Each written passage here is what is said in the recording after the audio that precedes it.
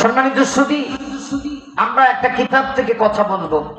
তো আমি আলোচনায় যাওয়ার আগে আপনাদের কাছে জানতে চাই, আপনারা সবাই কি আমার কথা বোঝেন? কারণ আমার জন্মগত বাড়ি সিলেট। বাংলাদেশে ভাষা 3 জায়গায় আহত হয়েছে। এর মধ্যে এক জায়গার নাম হলো সিলেট, সিলেট, চট্টগ্রাম আর হলো নোয়াখালী জেলা। এই 3 জেলার মানুষকে যদি আপনি একসঙ্গে কথা বলতে দেন, মনে হবে যেন কবর জিয়ারত করতেছে। আপনারা কিচ্ছু বুঝতেন না। এই জন্য আল্লাহর হস্তে কেউ জবানটা বন্ধ রাখবেন না। যেহেতু আমি আপনাদের এলাকার লোক না, সিলেটি মানুষ, যতই শুদ্ধ ভাষা দিয়ে কথা বলি, আমার মাঝে মধ্যে কিছু আঞ্চলিক ভাষা আসবে। যদি আপনারা একটু জবাব দেন, হা না কন, তাহলে আমি কথা বলি বলে মজা পাবো, আপনারাও শুনে মজা পাবেন। এই জন্য একটু হা না বলতে হবে। পারবেন না?